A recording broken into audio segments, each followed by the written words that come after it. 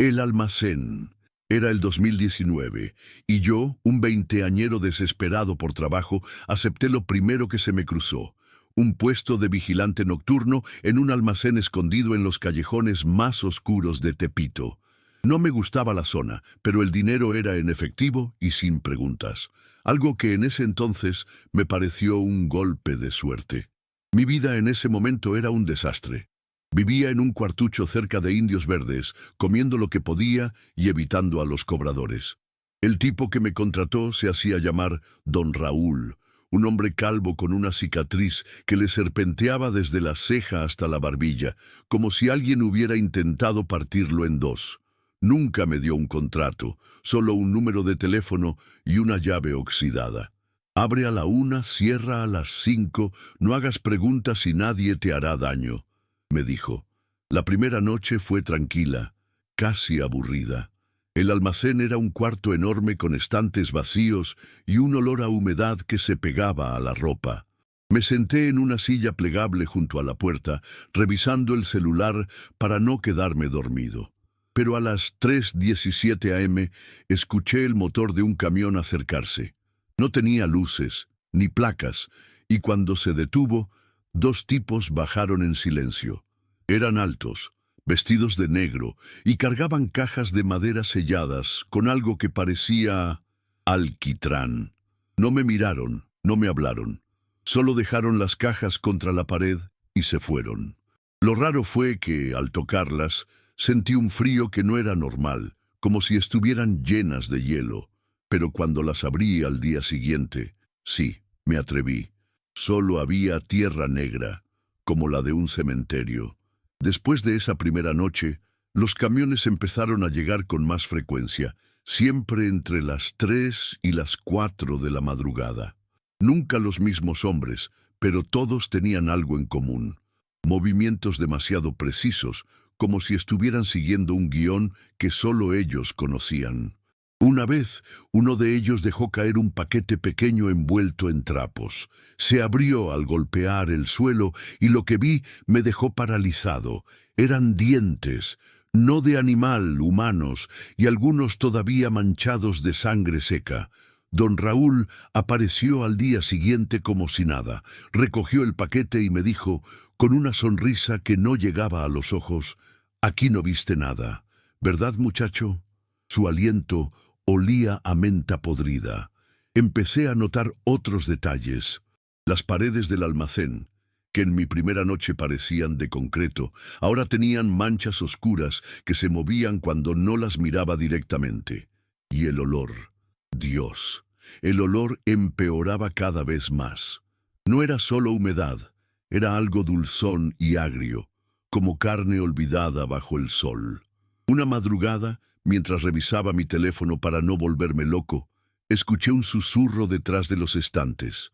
Pensé que eran ratas, pero entonces una voz, tan cerca que sentí el aliento en mi nuca, dijo claramente: «No deberías estar aquí». Giré de golpe, pero no había nadie.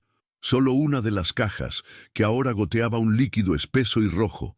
Decidí seguir el consejo de esa voz fantasmal y dejar el trabajo, pero necesitaba el dinero. Así que volví la noche siguiente prometiéndome que sería la última vez. Esa madrugada, todo fue distinto. Los camiones no llegaron a su hora habitual. En cambio, el silencio se volvió tan denso que podía escuchar mi propio corazón. Hasta que cerca de las 4 a.m., la puerta trasera del almacén se abrió sola, chirriando como si no la hubieran usado en años. Por ahí entró una figura encorvada, arrastrando los pies. No era uno de los hombres de negro, esto era diferente, más pequeño, más deforme. Llevaba un overol manchado y una capucha, pero donde debería estar su cara solo había un hueco oscuro. Sentí el miedo como un puño en el estómago. El tipo, si es que era un tipo, se detuvo frente a mí y dejó caer algo en el suelo. Una llave idéntica a la que don Raúl me había dado. Cuando levanté la vista, ya no estaba. Solo quedaba la llave y un rastro de barro que olía a podrido. Lo peor fue cuando revisé mi bolsillo. Mi llave original seguía ahí. Entonces, ¿qué diablos era esa segunda llave? En ese momento el celular vibró. Era un mensaje de don Raúl. «Mañana no vengas. El almacén cerrará». No dijo más. No respondió mis llamadas. Al día siguiente no pude resistir la curiosidad. Tenía que saber qué pasaba con ese lugar.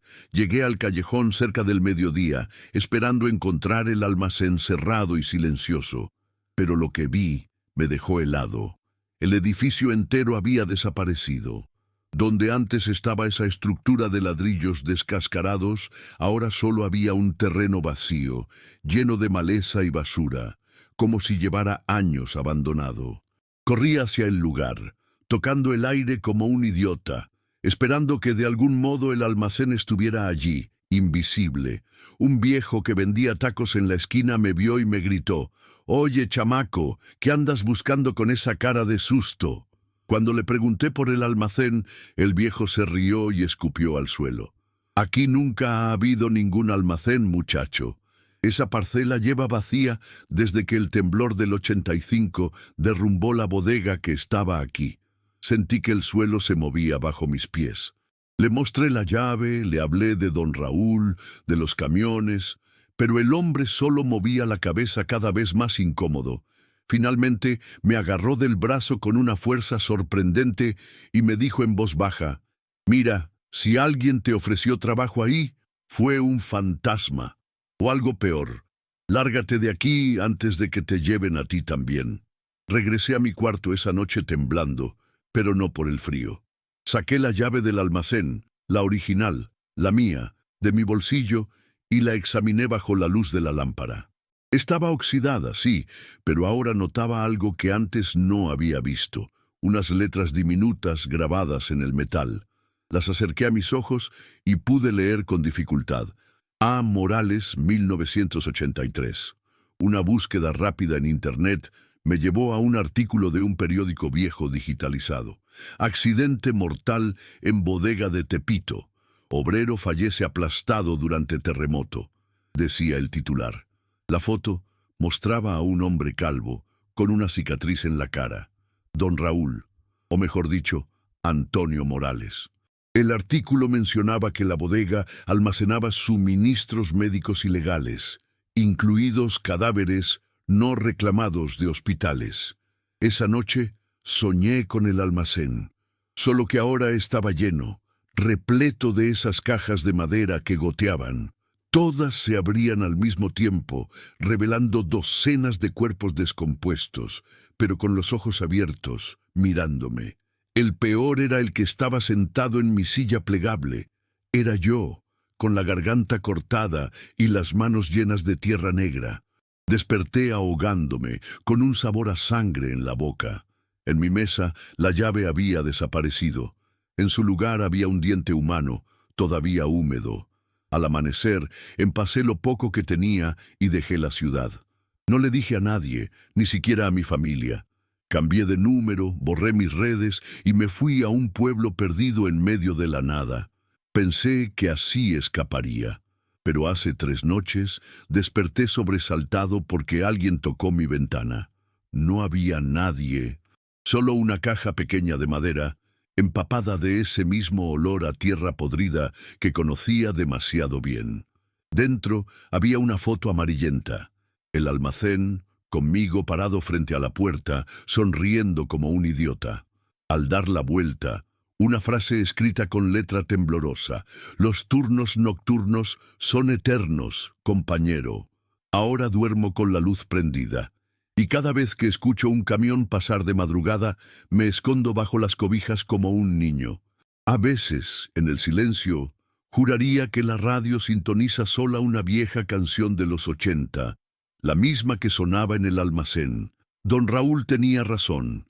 En ese lugar, las preguntas eran peligrosas, pero más peligroso es descubrir las respuestas, porque algunas puertas, una vez abiertas, no pueden cerrarse. Y algo me dice que mi turno no ha terminado. El encargo. En ese entonces, yo apenas tenía 22 años y me partía el lomo vendiendo ropa usada en un puesto del tianguis. La vida no era fácil, pero ahí iba, levantándome a las 5 de la mañana para armar mi tenderete entre puestos de tacos y piratería.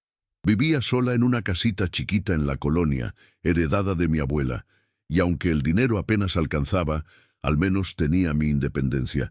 Eso sí, nunca me metí en problemas hasta que llegó esa llamada. Era un sábado por la tarde, acababa de cerrar el puesto y estaba contando las ganancias del día cuando sonó mi celular. «Oye, ¿todavía vives por la calle del olvido?». Reconocí la voz al instante. Era Rafa, un excompañero de la secundaria que, según los chismes, ahora andaba en cosas más grandes. No éramos cercanos, pero de vez en cuando nos topábamos en la esquina.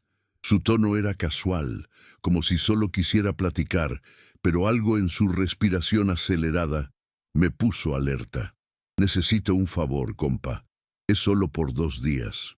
Le pregunté qué necesitaba, tratando de sonar indiferente, pero ya sentía un nudo en el estómago. «Es una bolsa con unos documentos importantes, nada ilegal, te lo juro», dijo Rafa, soltando una risa forzada que no me convenció. «Nomás la guardas en tu casa y en 2 días paso por ella. Ni la abras, ¿va?». Dudé un segundo, pero al final cedí. Éramos de la misma colonia. ¿Qué podía pasar? Esa misma noche, un tipo en una moto sin placas llegó y me entregó la bolsa negra, pesada y rígida, como si trajera algo más que papeles. La dejé debajo de mi cama, ignorando el mal presentimiento. Pero al día siguiente todo cambió. Mientras caminaba al tianguis, noté a un hombre alto, vestido de negro, parado frente a la tortillería. No compraba nada, solo miraba fijamente hacia mi casa.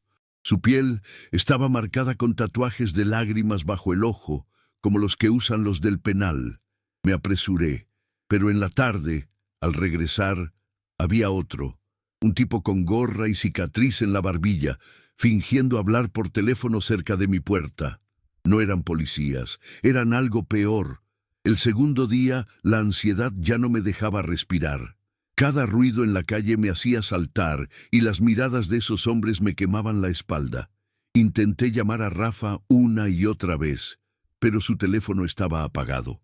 2 días, había dicho.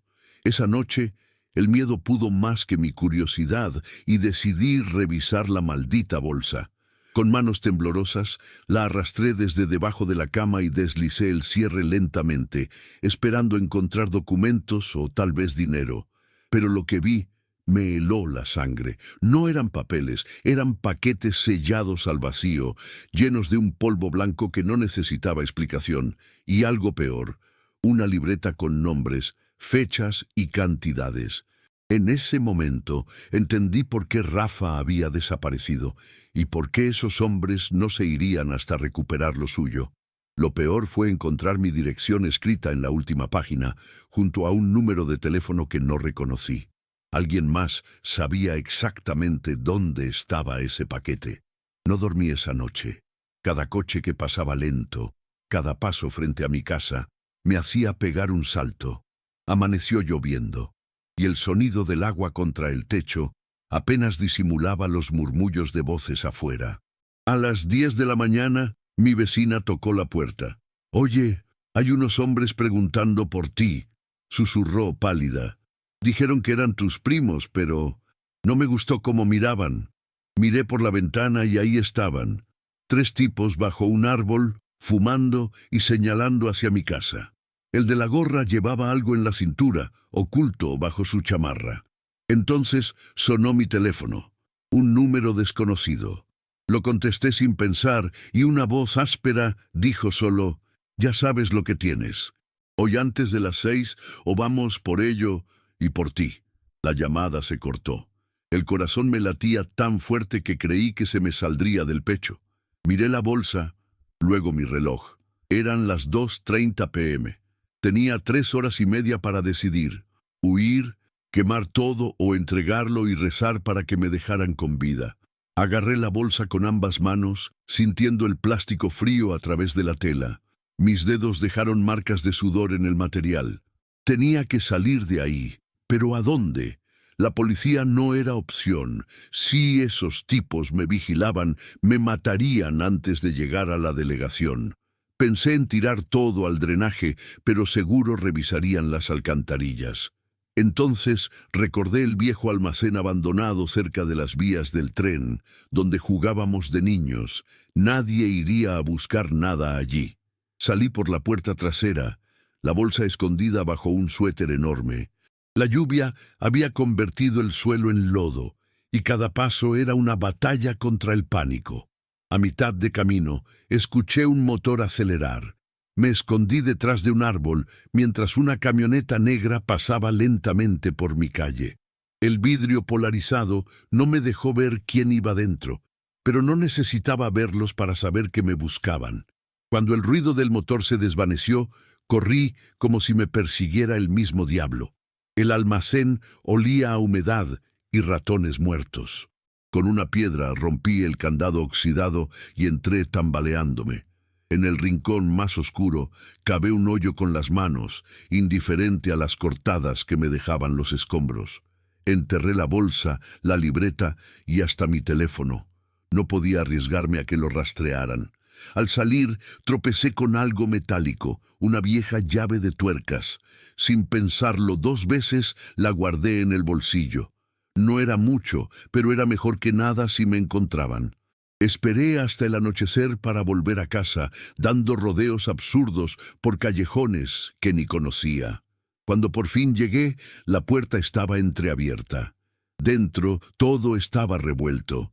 Mis cajones abiertos, el colchón volteado, hasta el refrigerador desconectado. Pero lo peor fue el mensaje escrito con spray en la pared. Te vimos. Me desplomé en el suelo, sabiendo que esto no había terminado. Esa noche, empacé una mochila con lo indispensable y me fui para nunca volver. A veces todavía sueño con pasos siguiéndome en la oscuridad, y esa maldita bolsa negra esperando bajo tierra.